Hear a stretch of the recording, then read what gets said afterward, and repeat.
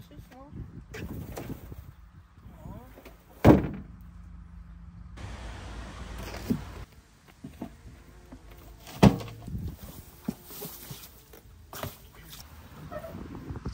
veux pas être loin. Toujours pas ça.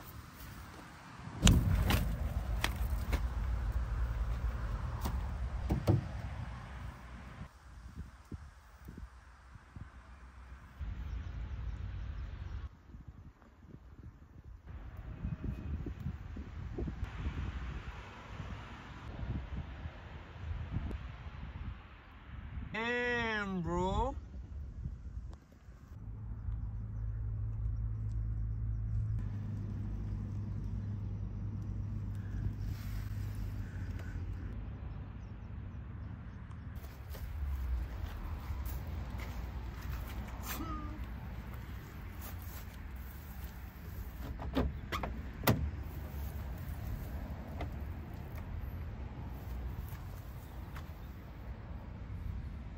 Ça fait un moment qu'on ne s'est pas retrouvé pour celle qui m'a fait connaître dans le YouTube game, mon grand amour, ma E36. Pardonne-moi d'avoir laissé à l'abandon pour cette E30. Ça a trop duré les gars. J'avais carrément oublié que j'avais une E36.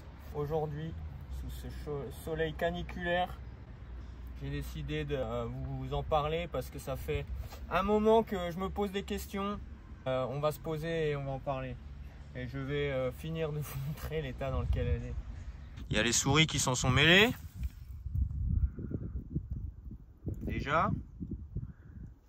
Et pas qu'un peu.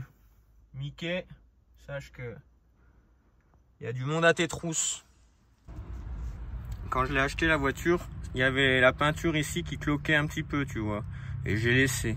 Et là maintenant, l'autre coup j'ai vu que ça devenait un peu critique, j'ai commencé à attaquer au tournevis. Et hier, j'ai mis le doigt là. Et c'est passé au travers quoi. Bon, c'est la maladie je pense, mais... Est-ce que ça avait déjà été retraité et mal? En tout cas, ça a bien... On peut plus laisser ça comme ça quoi. Vous en conviendrez, j'espère, autant que moi. Et donc ça c'est la partie visible de l'iceberg, hein, parce que du coup moi je regrette aussi amèrement ce Felony et je me dis bah tant qu'à venir ressouder là, est-ce qu'on lui ressoudrait pas des ailes d'origine quoi? Ça peut être une solution. Il y a un autre truc qui a mal tourné, c'est la suppression du bac à roues de secours. Donc quand je l'ai eu, il était déjà rouillé le bac à roues de secours, donc j'ai pas eu de scrupule à le couper. Mais j'ai mal peint la tôle, hein. C'était il y a de ça 3-4 ans je crois, hein. C'était les débuts. On fait des erreurs et je connais... Enfin, voilà, ça vieillit mal et si tu le fais pas correctement, tu payes les pots cassés un jour ou l'autre. J'en profite pour vous montrer ce joli petit X-Brace que Guillaume m'a installé et qui vient de son site Performance Shop. Vous pouvez aller le retrouver là-bas. Bah voilà, elle a fait des track day, hein, donc elle a eu des touchettes et tout. Je veux pas en faire un chocard, mais je veux qu'elle soit quand même... Enfin là, c'est déconné quoi, on peut pas laisser ça comme ça quoi. L'esthétique c'est une chose, mais la mécanique et la puissance moteur en sont une autre.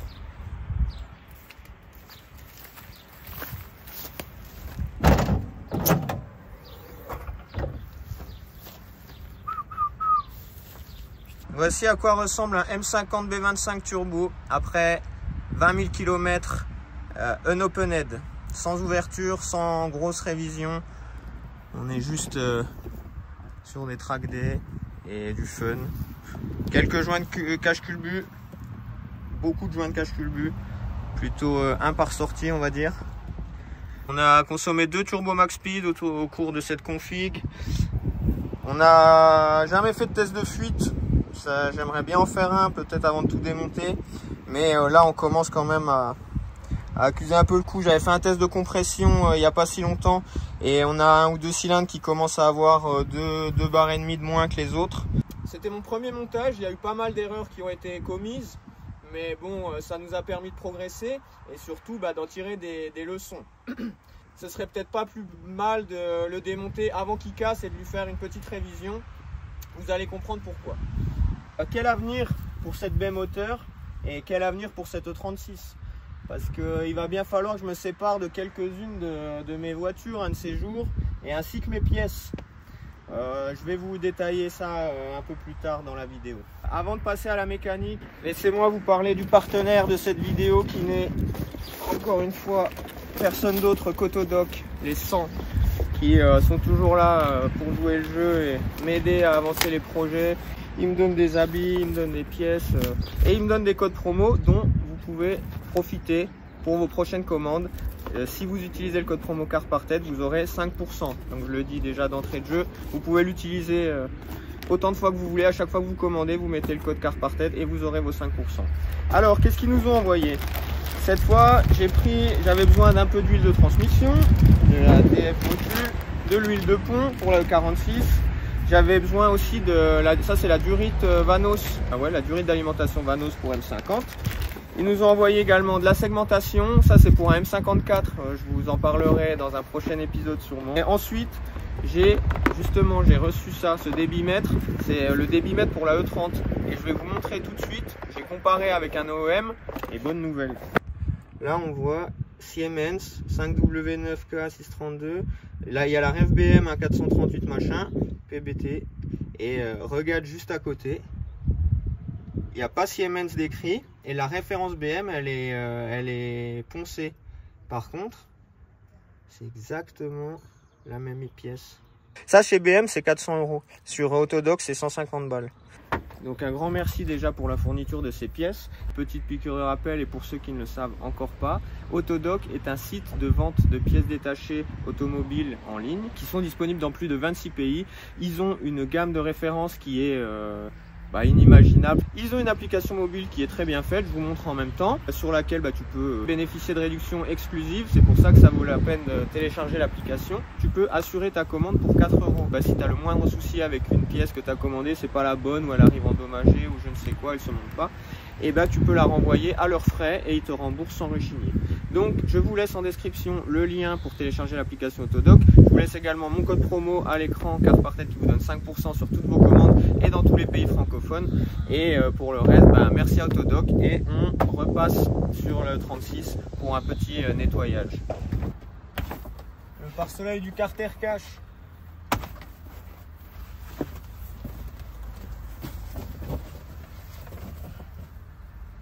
Hello.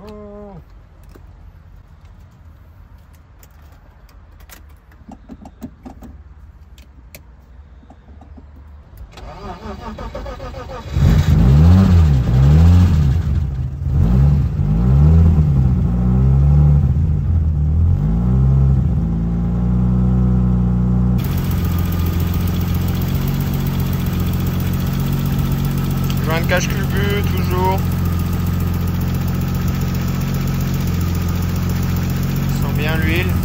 Et en gros, elle a un petit bruit aussi une petite vibration quand on lâche, en décélération. Je sais pas.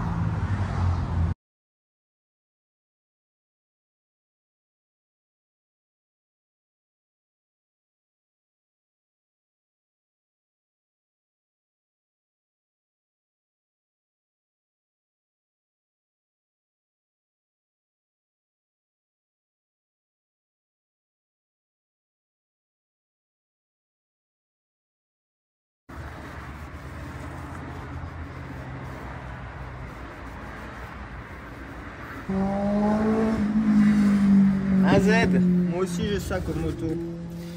Les motards, c'est des pilotes en voiture. On s'est bien occupé d'elle, on va pouvoir aller la mettre sans trop trembler à côté de sa version améliorée. Du Guy, she told you not to worry about. Me dis pas qu'il est crevé hein celui-là, putain. Il est neuf. Non il est pas neuf du tout mais... J'en ai marre de racheter des pneus.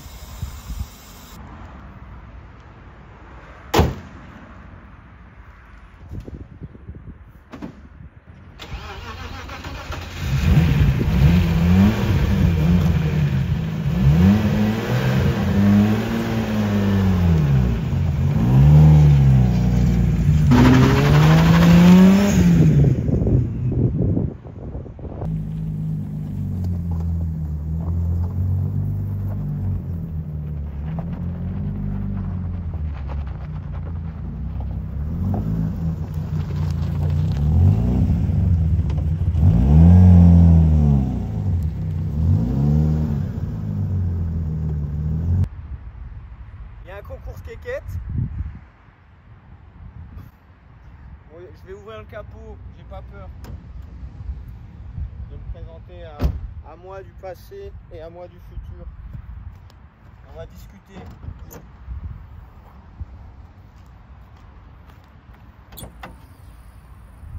Oh waouh. 6-9 pélo. Bon, j'ai décidé de vous présenter celle-ci parce que ça va faire partie, enfin ça va nous aider pour mes choix à moi. Je vous l'ai expliqué en début de vidéo.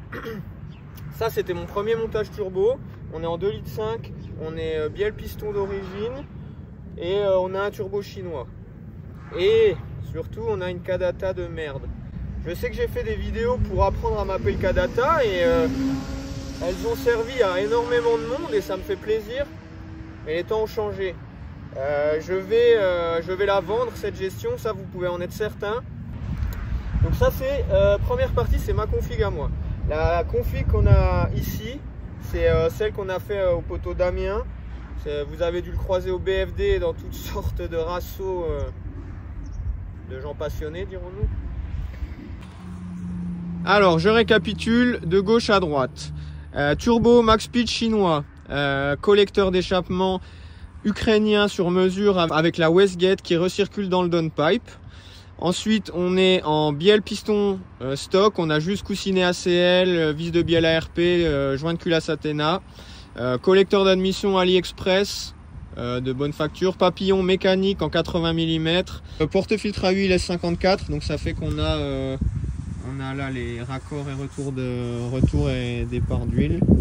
Oil catch tank, voilà, après tout le reste, c'est standard. Hop, je me décale un peu. Ici, je vais vous refaire pareil de gauche à droite. Attendez, j'attends juste le vent. De gauche à droite, on est sur un turbo K64. Comme je vous l'ai expliqué, je crois que c'est des corps chinois, mais qui mettent un Schragaret à l'intérieur. Donc apparemment, c'est vraiment de la bonne cam. Ensuite, sur le collecteur, on est pareil, K64. Après, on est bielle piston forgé. On a du Wiseco en piston. Et on est sur la bielle, je sais plus ce qu'on avait mis. ZRP ou K1, enfin de la bonne marque. On est sur un vélo 2,8 litres aussi, on est sur un bas moteur M50 B25, mais on a mis un vélo de 2,8 litres avec du coup les bielles pistons qui vont bien, donc on est sur 2,8 litres de cylindrée. On a le même collecteur d'admission. Là lui ce qu'il a fait c'est qu'il est passé en papillon électronique et c'est ce qu'on va approfondir, enfin c'est ce qu'on va mapper là, c'est un papillon de M54. Après il a pas pris le porte-filtre à huile M3 mais il a pris le bouchon avec arrivée retour d'huile. Ici la bobine de B58, je sais pas si on les voit, bobine B58, là, je vous montrerai peut-être si on les voit après. Et après on est en Westgate Turbo Smart je crois, qui est juste ici. Ah oui, la Westgate elle ne recircule pas dans le downpipe, elle recircule ici. Insolent frérot, c'est très insolent comme voiture frérot. Oui, bah quand tu veux 700 chevaux, tu peux pas rester, enfin t'es obligé de souffler très fort, donc tu peux pas garder un RV d'origine, c'est pour ça qu'on décomprime. Par contre, si tu regardes cette vidéo et que tu veux te faire un montage turbo avec une bonne réponse et pas trop de lag et tout, moi je déconseille de réduire le rapport volumétrique maintenant. Pour l'avoir fait dans mon moteur, c'est vraiment la pire chose à faire. Surtout à l'éthanol et tout, mais ça vous l'entendez de partout maintenant. Mais si vous voulez des très grosses puissances et qu'il faut souffler fort, il faut quand même, voilà. Les deux sont liés, hein. Plus tu décomprimes, plus tu vas devoir souffler fort pour aller à la même chose. Mais par contre, plus tu décomprimes, plus tu vas pouvoir souffler. Ça veut rien dire ce que j'ai dit, mais peut-être que vous l'avez compris. Donc, maintenant que les présentations sont faites, j'ai récupéré de la pièce. Donc j'ai un moteur complet M50B25 en pièces. Je vous en avais déjà parlé, mais j'ai commencé à mettre de côté un petit peu des pièces pour anticiper le rebuild de ce moteur. À l'heure qu'il est, je me suis dit, qu'est-ce que je fais? Je sors le M50, je le vends, j'en sais rien. Et en fait, je ne le vendrai pas à quelqu'un avec des compressions qui sont pas bonnes, parce que le gars, même si je sais que le moteur il lâchera pas et tout, suffit que je le vende pour que le gars il le casse la semaine d'après. C'est toujours comme ça quand tu changes le conducteur. Donc en fait l'idée c'est que je vais sortir ce moteur et avec tout mon stock de pièces, je voudrais me refaire la même chose que ça, un M50 B28 forgé et Vanos. Moi je vais mettre un Vanos dessus. Et puis j'ai une grosse paire d'arbres à cam. Tu veux voir ma paire d'arbres à cam? Je vais te la montrer juste après. En fait j'ai quasiment tout. Il va me manquer un truc, c'est les pistons forgés. Mais bon bah au pire je passerai à la caisse, c'est pas grave. Mais sinon j'ai absolument tout pour me remonter un M50 B28 Vanos vénère. Il me faudra un bon turbo aussi. Bon, donc ça, c'est la première hypothèse qui est envisageable pour remplacer ce M50 B25 Turbo qui accuse le coup. La deuxième solution, je vous ai présenté aussi que j'avais un S54 à un Vilo près qui va bientôt renaître de ses cendres. Est-ce que ce serait pas le swap parfait, le S54 dans une 36? Je me le demande, mais je sais qu'il y en a beaucoup qui disent que c'est de la frappe. Il y en a d'autres, comme mon ami Guillaume, regardez là-bas, qui m'a dit, si on sort ce moteur, je t'aide pas à remettre autre chose qu'un LS. Donc, est-ce qu'il faut que je parte sur un LS? Au moins, c'est vrai que c'est des moteurs de ouf, mais bon, ça fait rechanger un peu tout le projet, quoi. Bon après ouais ça fait repartir dans des grosses modifs et un gros truc, mais puis après ça s'est déjà vu aussi hein, une 36 en LS, mais est-ce que c'est pas la solution à tous nos problèmes de lag et de coupe? Et la dernière hypothèse que j'ai, alors c'est juste un mix, c'est de récupérer le M54 qui est là, M54 B30 qui est du coup lui il est déjà forgé, il a bien le piston forgé RV10 et donc on est en 3 litres. On prend celui-là en 3 litres, on le fout dans la E36 et du coup on le met en turbo. Donc ça me fait M54 B30 turbo dans la E36 et dans celle-là je mets le S54. Ça me fait économiser un rebuild moteur vu que celui-là il est déjà tout neuf. Mais ça me fait refaire un swap dans celle-là et adapter dans celle-là.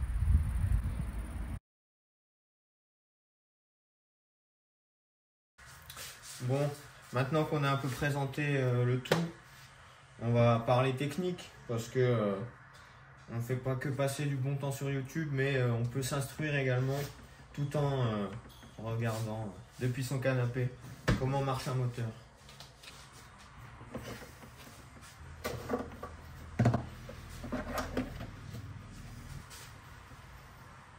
Quand je t'ai dit que j'avais une grosse paire d'arbres, c'était pas des conneries. Et je vais te les montrer tout de suite.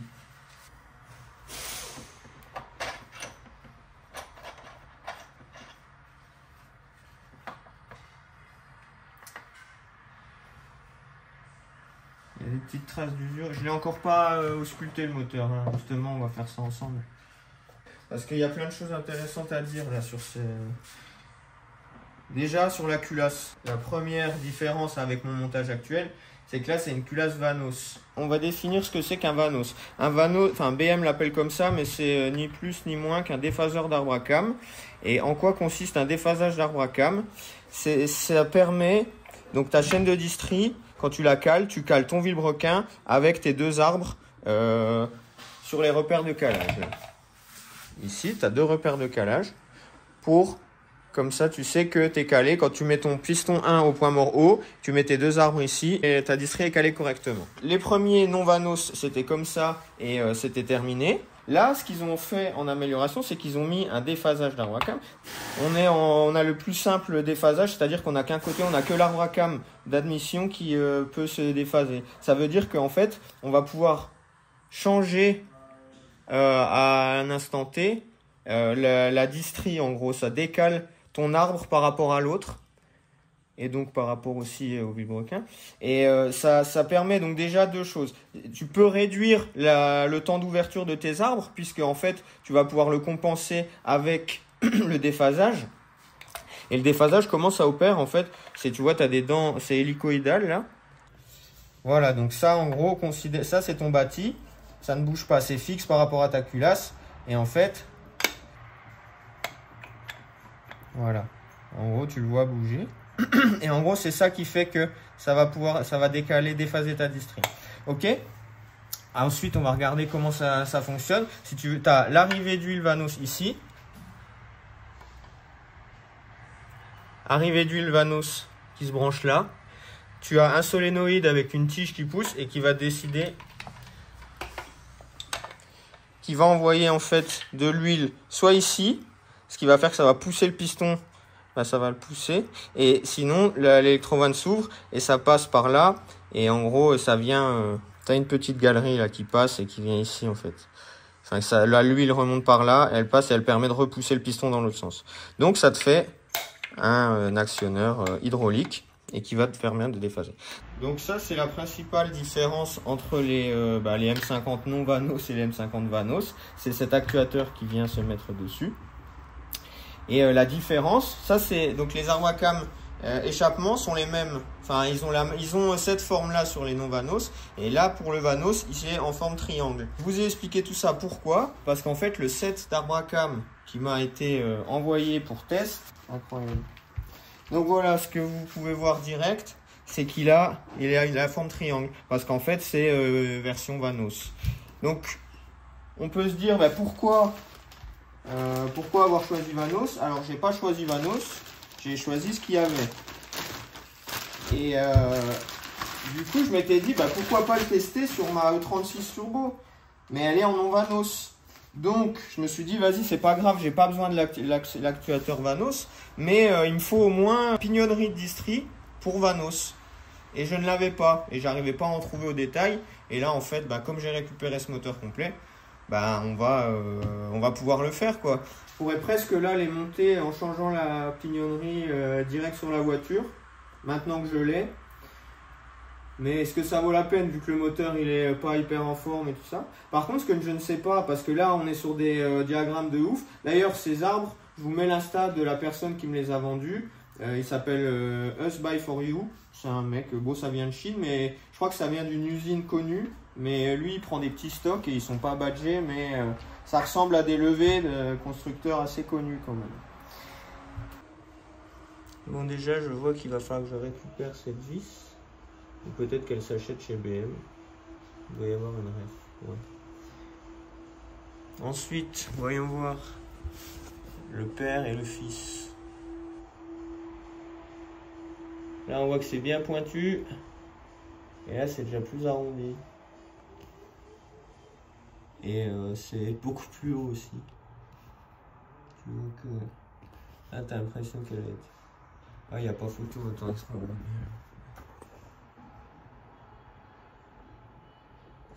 ça vous suffit? Là, tu vois bien la diff des cams quand même. Donc ça, c'est l'admission. On va regarder si ça fit.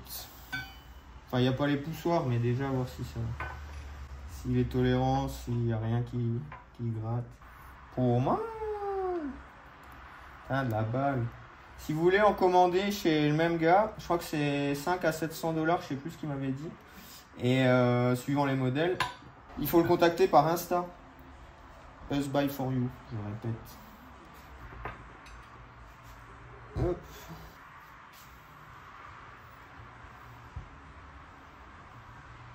Putain, c'est de la bombe. C'est beau hein, comme pièce.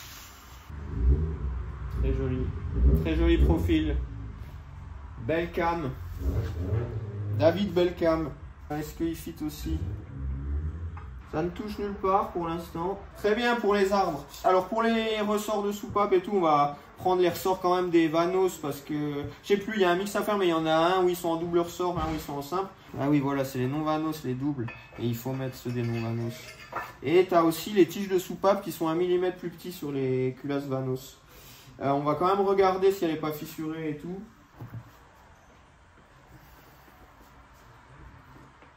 Bonjour Madame Culasse.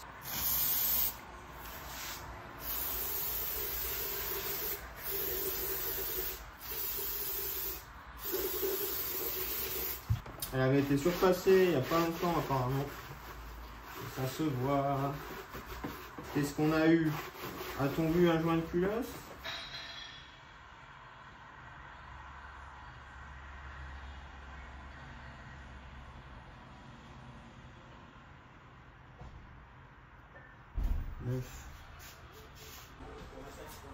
Bon, pour finir l'épisode de culasse, entre guillemets, on a commencé à évoquer le Vanos. Donc ça, c'est le Vanos simple effet, enfin non pas simple effet, double effet, mais simple Vanos, c'est-à-dire c'est que sur l'arbre à cam d'admission.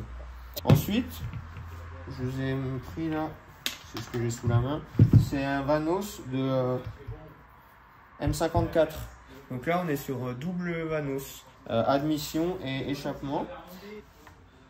Et là, tu vois déjà, c'est ça l'étanchéité. Quand on me dit ton Vanos il est usé, bah, c'est ces joints-là qui font moins le taf. Pour le coup, celui-là, il est en bon état, mais l'autre, il est un petit peu marqué. Je vais vous montrer après. Et donc, dans celui-là, c'est pareil. Tu as un côté ou l'autre. Donc, l'hydraulique fait l'aller et le retour.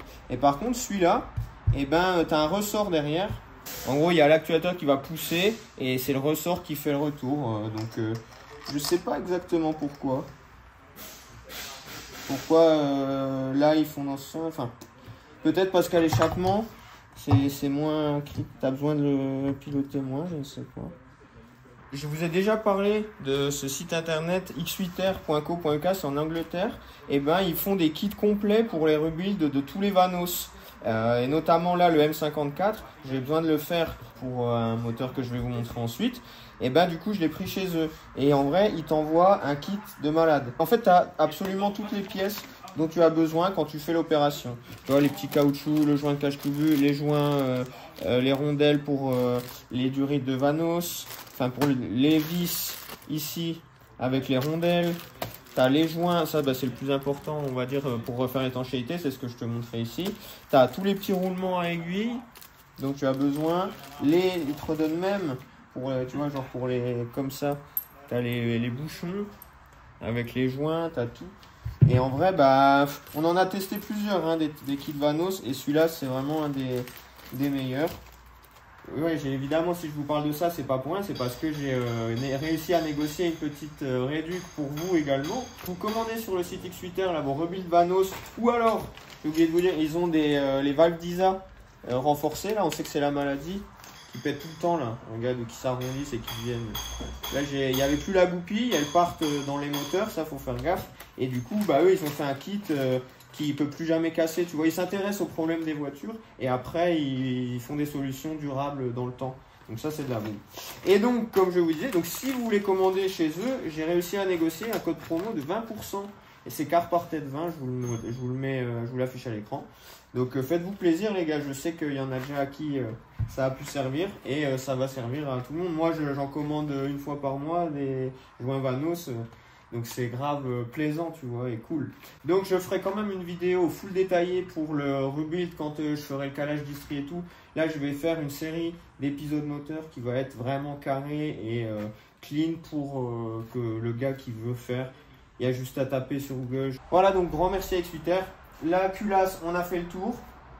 Maintenant, on va aller voir un petit peu le bas moteur. Je vais vous montrer, il est en bas. Il faut que j'enlève 2-3 trucs pour commencer le nettoyage. On va démonter la pompe à huile pour voir dans quel état elle est.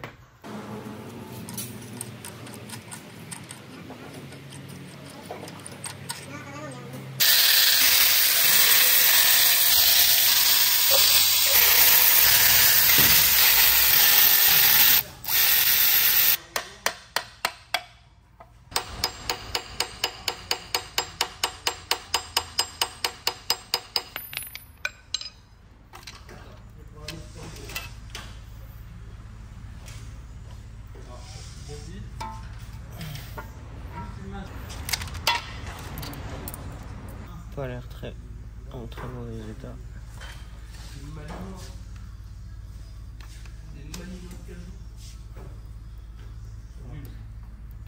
La première cause de fêlure est là. Et il faut mettre des tendeurs. Ils sont équipés sur les premiers M50.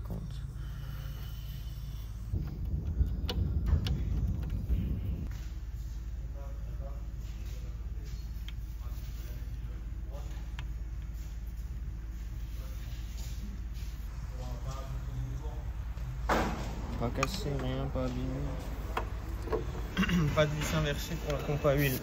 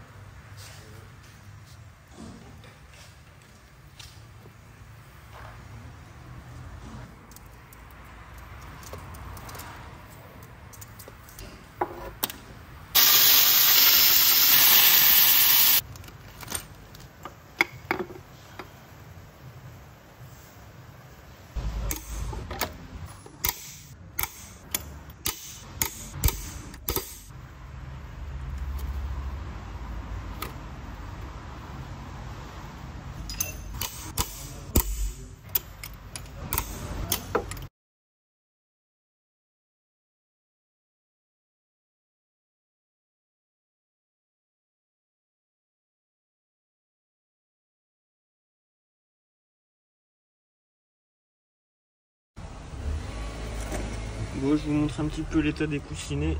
Il y a eu un peu de pollution, mais en vrai, la première couche n'est pas attaquée. Enfin, je sais pas comment ça rend à l'écran, mais en soi, ils sont très bien. Ça n'a pas attaqué la couche. Celui-là est pas ouf. Mais bon, en tout cas, le vélo n'est pas du tout marqué à aucun endroit. Je l'ai pas essuyé.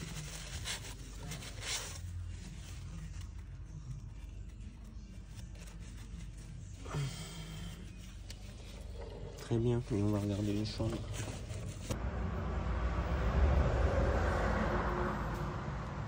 Oui, un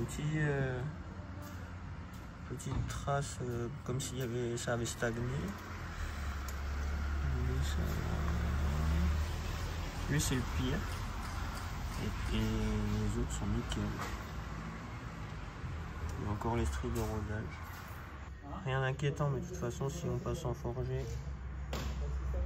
après celui-là il peut retourner sans problème. Il n'y a rien de sensible à l'ongle et tout, c'est juste des traces. Et les pistons n'ont absolument rien non plus.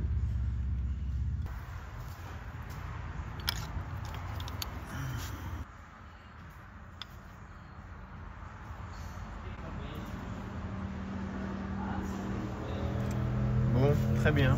En tout cas, il n'y a rien qui me choque. Enfin voilà, il a peut-être il a peut-être beaucoup de kills. J'ai regardé, les coussinets sont d'origine 9,92, septembre 92. Mon année de naissance.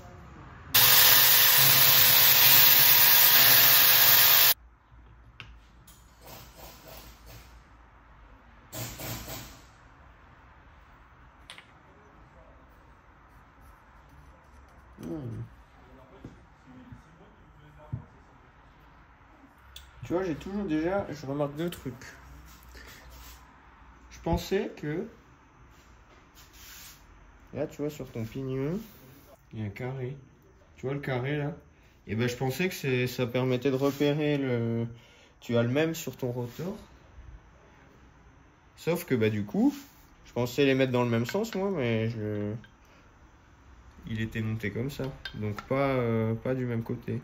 Ça a peut-être pas d'importance. Mais c'est une remarque. Sur le couvercle, putain, je vais te montrer.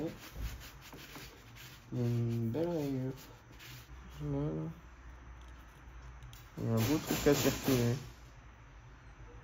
Pas ouf. Mais pareil, je dois en avoir une autre. Ça c'est beaucoup plus dur que l'alu, donc ça marque moins. Mais des fois quand il y a des trucs... Enfin ça arrive quand même à se marquer, des fois à marteler. S'il y a beaucoup de merde qui est passée ou pas. Là ça a l'air correct. Un petit peu... Ça ira. Bon allez, on va la mettre direct au bac. Regardez bien, ça va faire des miracles. Et voici après un joli petit bain à 65 degrés pendant 10 minutes. Ça ressort quand même nettement plus clean. Donc ça permet de voir que ça va, c'est bon, c'est à peine marqué, mais en vrai, elle est en bon état. Ça, vu que c'est les premiers, enfin les 92, vu que c'était sur une 34, ça doit être vraiment les tout premiers Vanos. Elle a peut-être pas l'upgrade de pompe à huile, mais j'en ai une, enfin qui je devrais récupérer bientôt. J'en profite pour attirer votre attention sur quelque chose. C'est pas, je vous ai demandé en début de vidéo qu'est-ce que vous verriez à la place de moins de 50 dans la E36. Et c'est pas parce que je réassemble ce moteur que ça va forcément être ça. C'est juste que là, avec toutes les pièces, dans tous les cas, moi c'est comme ça que je leur montrais. Après, est-ce que je vais le vendre, est-ce que je vais m'en servir, je vais voir. Mais dans tous les cas, je vais le remonter parce que je le vendrai mieux à mon avis complet qu'en pièces. Et puis j'aime bien le faire. Vous pensez quand même à me donner votre avis si je dois mettre un LS et abandonner ces magnifiques 6 cylindres ou pas?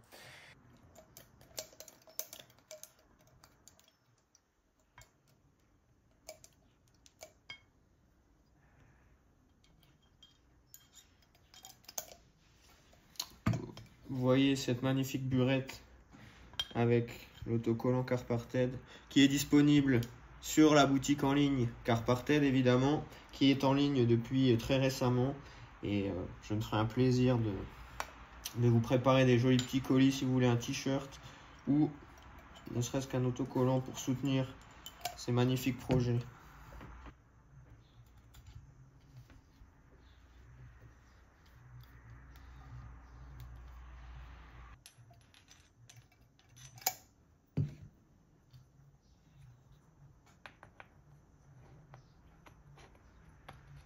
Bonne burette.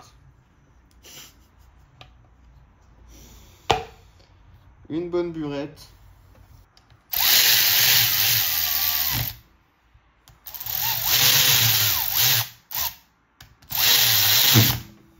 Elle a le démon, c'est vraiment de la bonne pompe à huile, ça. Du bon cliquet.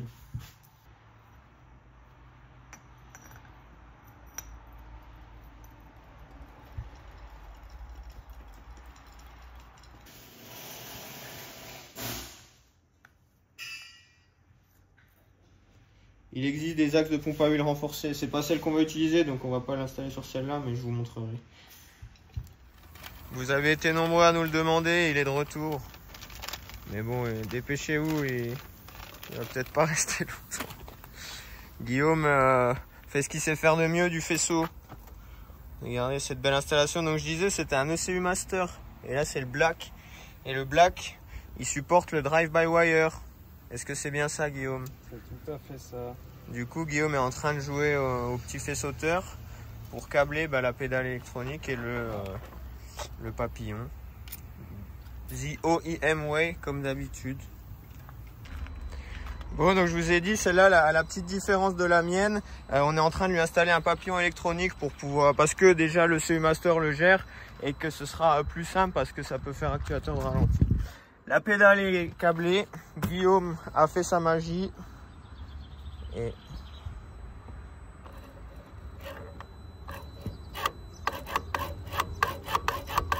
Et surtout, on fait ça parce que le papillon qui avait été fourni avec la pipe en alu, là, c'était du 90 mm et il était mal usiné, c'était pas ouf du tout. Donc là, au moins, on va pouvoir faire actuateur de ralenti et gérer les anti-lag et tout ce qui fait plaisir aux clients. C'est magique. Il se calibre tout seul. Il vient mesurer ses positions ouvertes, full, fermées, full. Le CE Master, c'est de la bombe. Et bon, encore une fois, papillon OEM et papillon adaptable. Ça fait 1 heure qu'on se demande pourquoi ça fonctionne pas. Et ben voilà, parce que c'est une merde. En tout cas, ça marche direct avec un papillon d'origine.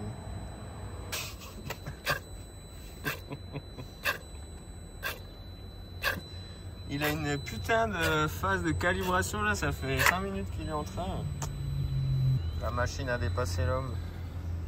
Finish. Ce qu'on disait avec Guillaume, c'est que ça se passe toujours bien avec ECU Master. Enfin, c'est abusé comme... tu vois qu'il y a 2 mondes de différence entre un Kadata et ça. Par contre, celui-là, c'est la ECU Master Black. Hein. C'est une version, c'est pas l'entrée de gamme. C'est moyenne gamme et elle gère le drive-by-wire, enfin les papillons élec. Mais franchement, je pourrais passer des heures à détailler, mais en tout cas, pour mapper les deux, c'est vraiment pas le même plaisir.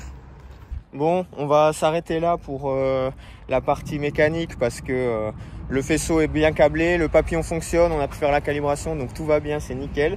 On va paramétrer encore, enfin on va l'installer parce qu'en fait le papillon qui était installé ne fonctionne pas. Mais on va le remplacer du coup par celui qui fonctionne. Et la semaine d'après, on va aller passer au banc. Donc je vous ferai une vidéo de la carto au banc et de voir combien on arrive à sortir avec ce montage, sachant qu'avec le mien j'avais sorti 450 chevaux à peu près. Donc à mon avis là ça va être beaucoup, enfin c'est sûr que ça va être beaucoup plus, mais on va voir combien on arrive. Et surtout un truc que j'ai pas dit, mais c'est qu'elle spoule super tôt. À 2008 je crois que t'es full boost déjà, donc c'est abusé. Ne serait-ce grâce à la cylindrée et aussi au turbo qui est de meilleure facture. Bon les gars, je vous remercie d'avoir regardé jusqu'ici cet épisode.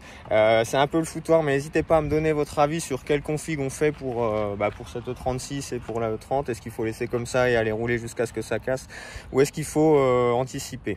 Et je vous dis à la prochaine les gars, merci à tous d'avoir regardé, ciao.